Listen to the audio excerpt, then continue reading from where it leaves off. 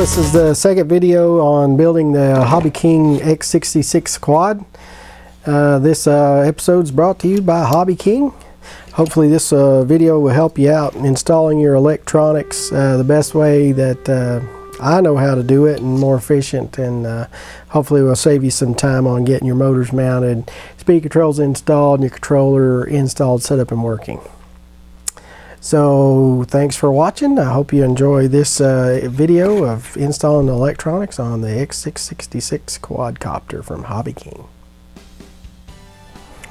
So again, I'm using the NTM 2826 1350 kV motors. I bought the prop adapter as well, so that just goes right on there. You'll need to Loctite that because that's metal to metal.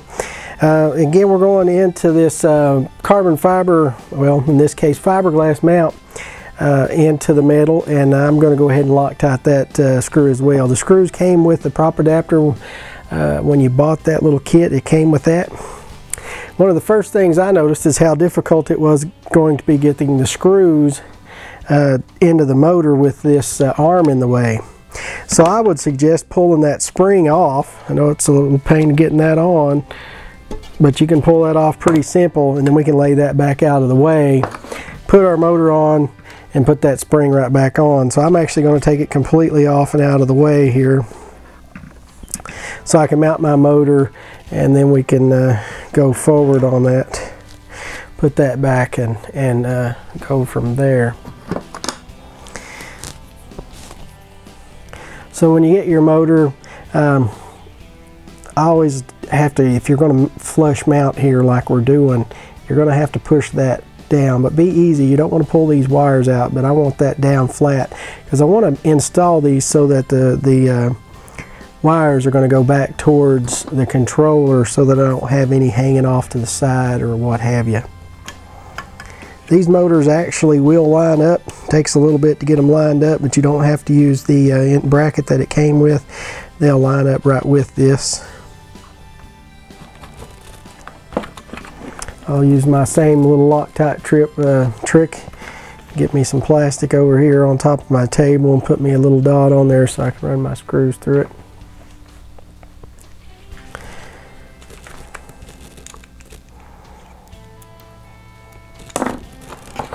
These are a Phillips screw. You want to make sure you get the right size. You shouldn't have too much slop in there, otherwise you'll strip your screw out. I think this is a number 2. Seems to fit just perfect, so that's going to work for us. Through the Loctite, wipe off excess, get it lined up best we can. Put one screw in, and we'll work our way around.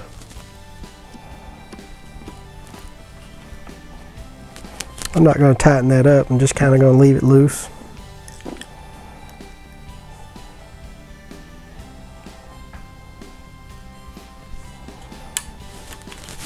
Magnetic tip screwdriver would be nice. Unfortunately, this one's so old I've lost magnetism.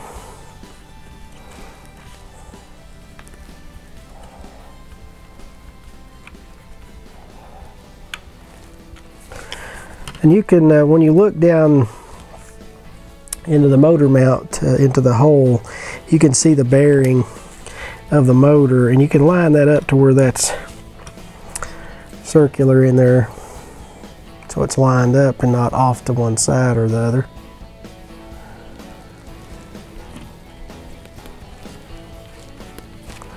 Again, I'm not tightening anything up yet. I'm going to get them all 4 in there. Make sure they're lined up.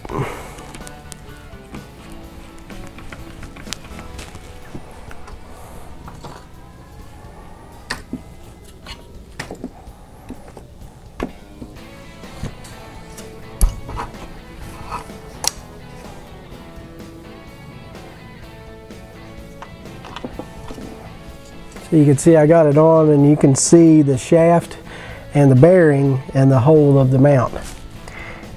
That bearing should be in the center. It shouldn't be offset to one side or the other. Once you get that where you want, go ahead and start tightening your screws. I got Loctite on my fingers. I'm going to see if I can get that off. Managed to get it on the outside of the motor too, so I'm going to go ahead and wipe that off.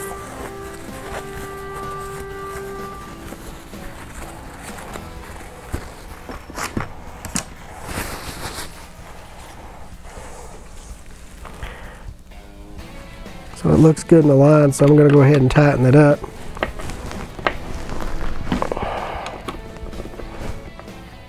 You can see there's that bolts in the way there, so my wire is going to have to go up and over that, but it'll be all right.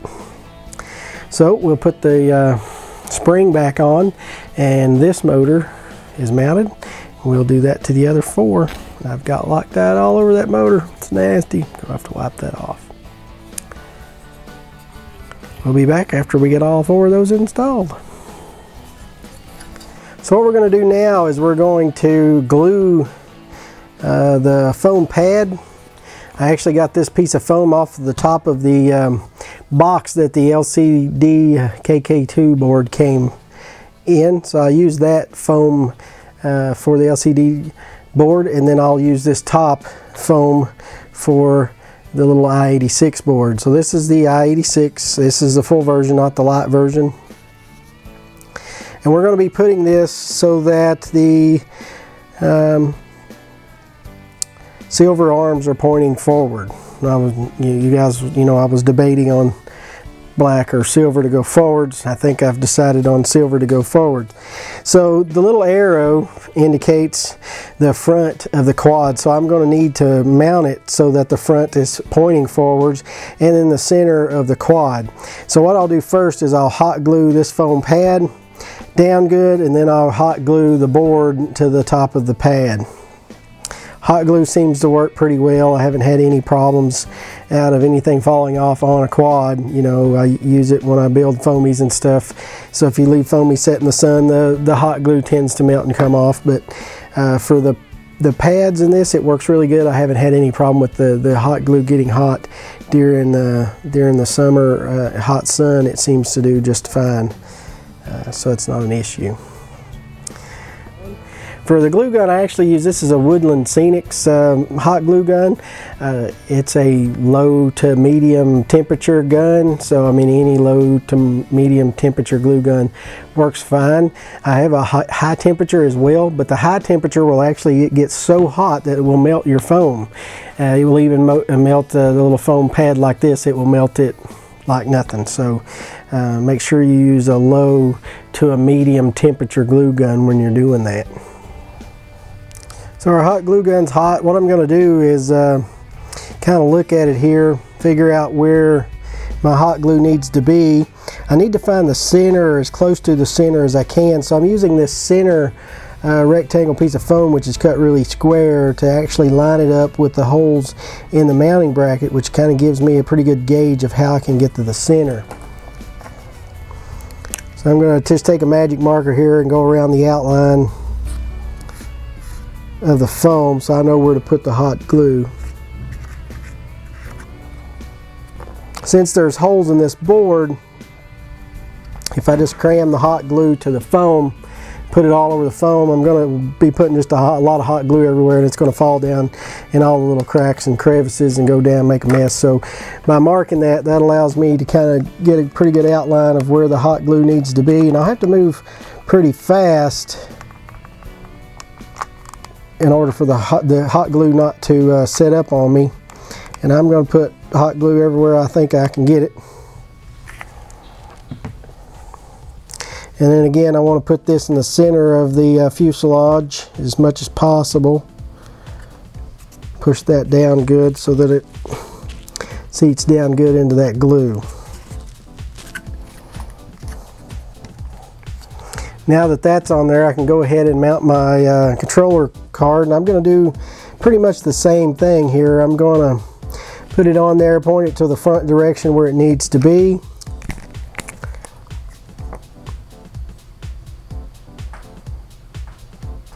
Get it in the center best I can and go ahead and outline it.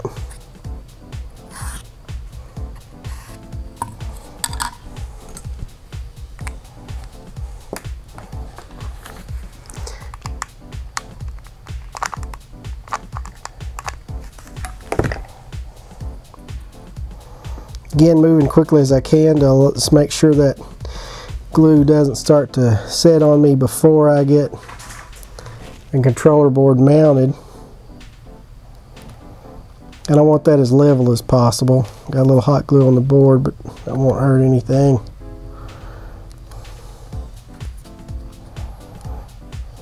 There you go.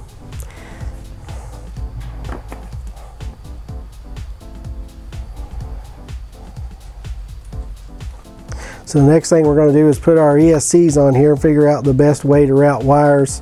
I'm going to be soldering all the power positive and negatives together to make pigtails to come out to one battery connection. So I got to figure out what the best way to do that. And of course I posted the video on how I normally do it, and that's how we'll do it this time, but I'm just going to make sure where my power wires are going to run before I start making those pigtails. I may actually run wires longer around to one side and then put them all together so that they're around this foam. So we'll do that next. I'll actually go ahead and zip tie these down so that they're good and stable, so they won't be moving around. So my ESCs are pretty much going to be where they're going to be, I think, right there. I'll put them all on, zip tie them down, and then we'll start looking at how to connect this battery connection. I like to get these two together to where I can get them on both sides. It looks a little neater and it holds really well like that.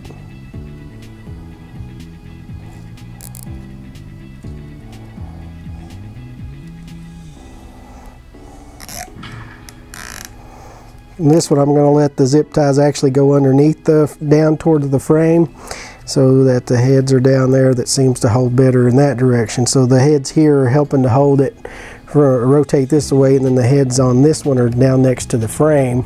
So they're down next to the frame here. And that helps to keep it. So I've got it in both directions, helping hold that on there. So I'm actually going to zip tie these wires on a little later once I actually verify the directions of the motor.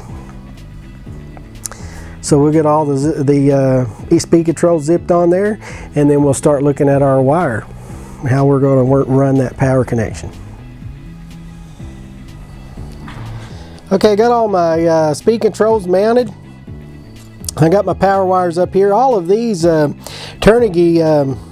Turnigy speed controls have x666s on them, which is cool, but really not going to do me much good. I need to get this down to one XT60 connector. So what I'm going to do, I think what I've decided here is I'm going to pull my power wires back to this direction. So I'm going to cut these off, and then I'm actually going to cut the XT60s off of these and extend these wires to come up to here so they're the same length of coming up to this end of the quad. I'll then make a pigtail here, a little short one with my XT60 on it, and then my battery pack will actually go underneath the quad pointing in this direction, so that my power connection will be in the back of the quad. So you will set your speed controls up to be on a NiCad low voltage setting, because you do not want a low voltage cutoff to happen. So what that will do will destroy your battery. So what you've got to make sure you do is run a low voltage alarm on the quad, or as if your controller has the low voltage, then you can use that. So if you're using the LCD KK2, you could actually hook that low voltage sensor up, do the little modification, and have that work. I like the little one that Hobbyking sells that are $4 or $5. Unfortunately, they were out of stock when I got my quad, so the first couple of flights are going to be without it, so I'm just going to time my flights and be real short flights while I wait for that to come in. But I really like those. I've got them on my hex copter, my tricopter. They work great. They're really loud so you can hear them. They also have LEDs, so you can start seeing the cells that start getting low. So if I usually start to see one blink, I'll start to go ahead and come around and get ready to land. And by the time I get landing, I may have one or two flashing, but still I don't even have tone yet on the speaker. So I'm trying to be better to my batteries and try to keep those and make them last as long as I can. So what I like to do first is I like to hook up my motor input. So you'll look at your manual and you'll see a picture here. This is actually page 4 of the manual, but you can see that I'm running my quad in the quad X4 copter. And you can see how it has the dip switches and the arrow pointing forwards. So that's the direction of the quad pointing forwards. And you see that motor 1 is to the left, motor 2 is to the right, motor 3 is rear right, motor 4 is left rear. Hopefully I said that correctly. So at any rate, you can see the motor rotation. So you can see I have a clockwise rotation on motor 1, a counterclockwise on motor 2, a clockwise on motor 3, and a counterclockwise on motor 4. So if you look back at your manual, page 1, and here's a picture,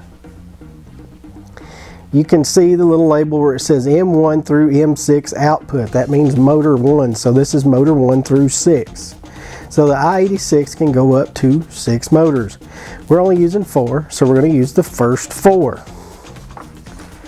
And they do start, they're labeled right on the board. You can see it in the manual, but also on the board they're labeled M1 through 6. So there's 3 banks of 2 little pins there. So you're going to see 3 little banks, and you'll hook 2 motor inputs into each bank. So I'm going to be using the first 2 little banks of 2 to hook my 4 motors up. So anyway, you're going to start there at 1.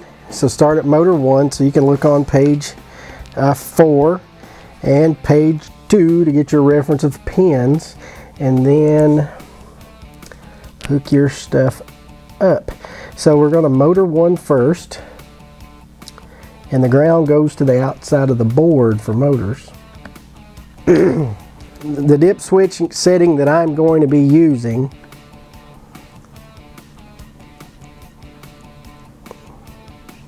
is option number 5. So I want option number 5 dip switch settings. And dip switch setting is on or off.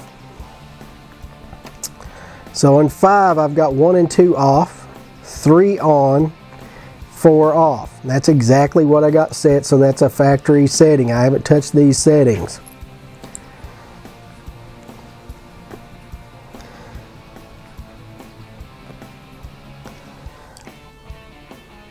So there you go, your dip switch setting.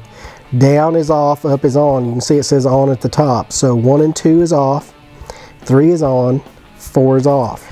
Now that I got that, I need to install my receiver, and I'm thinking I'm going to put my receiver right up front right there.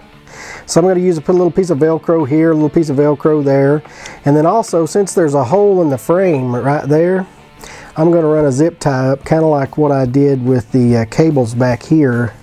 You can see that zip tie that I ran around. Then I put the zip tie here, and I ran the zip tie under this zip tie just to hold that wire down there for me. So I'm going to do similar up here. So I run the zip tie around that with my Velcro, and that'll just kind of help the Velcro hold my little receiver on there. And then you're of course going to need yourself some of these little connecting wires to connect from your receiver to your board. These are the long ones. I probably could have got done with the shorter ones. I think I'll see if I got some shorter ones before I hook these up. So I'll go through my stuff and see if I've got some shorter ones laying around. So I got my Velcro underneath there and put the little zip tie through the frame up and around. You can see there, I didn't tighten that down a whole lot. This is a little bitty plastic box. It doesn't have to do much really, just kind of help hold that Velcro. So it's just kind of helping out. I didn't have any shorter connections or wires, so we'll have to go with the long ones. You never know which ones to order really. I wasn't for sure where I was going to put this. I thought I might put it somewhere other than there. I thought I might actually put it in between the frames, but that's going to get too much pain in the butt. But at any rate, I'm going to put it there, use these connections, and we're going to hook them up.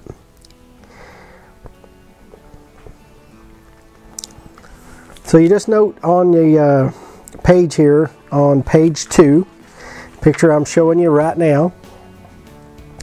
Again, it shows our bank, and it shows the signal being on the inside, the red positive, VCC in the middle, and the ground on the outside. So the ground goes on the outside of the control board on this side as well. You can also see 1, 2, 3, 4 aileron, elevator, throttle, rudder. So ailerons at the bottom, elevator's the second one, throttle's the third one, fourth one's the rudder. So aileron, elevator, throttle, rudder. Pretty simple. The same thing, and we just match those up. So aileron goes to aileron. So we'll get this hooked up, get her bound up, and we'll start the process of stick centering and all that good stuff. So we'll move on now to stick centering and start that process. You'll just go through your manual. It tells you exactly what to do. You're going to set your pots to 0 and 50% and so on, as it tells you step by step. Don't be intimidated by it. Just go down through there step by step to do everything. Stick centering is very important. On your KK2 LCD, you actually have a stick centering board where you can actually zero that out with your trims on your radio, so that's really helpful. But on this type of controller where you're using pots to set that, you have to go through the process, and it tells you everything about it in the manual. So just read carefully, go through it, and you shouldn't have any problem. So we're getting really close. So pretty soon we'll get to do that maiden flight and start playing around with this thing. I was looking on the internet the other day and I seen some cool ghosts. The folks had mounted to these things, and the ghosts all flowing underneath, and there's like this head. I was like, man, I want to do that, but it's going to be a while before I can get there. Of course, you guys have seen my UFO, so I think it would be cool if I did a ghost too. So I'll probably make the ghost where I can take it on and off like I did the UFO, where I can take that on and off very quickly just to turn it back into a multi-rotor. So I want to do that with this too, because I want to do some aerobatics and have a lot of fun with this thing, and I want to be able to take the ghost on and off pretty easy. So I'm actually going to, I've actually thought a little bit about it, and I'm going to get some white cheesecloth like stuff and make the ghost outline a skull, probably light it up with some LEDs, and then I'm looking for some black light UV LEDs. So once I get those, and I can get those to where they'll shine against the white cloth, that should really make it glow. So stay tuned for the ghost shortly after Halloween. Unfortunately, I'm not going to have it done in time for Halloween because it's almost Halloween. So by the time you're seeing this, it's going to be well after, because it's going to be a couple days before I can get post and cut and on the internet. So we'll hook it up, and I hope this kind of helps you out on how to hook things up.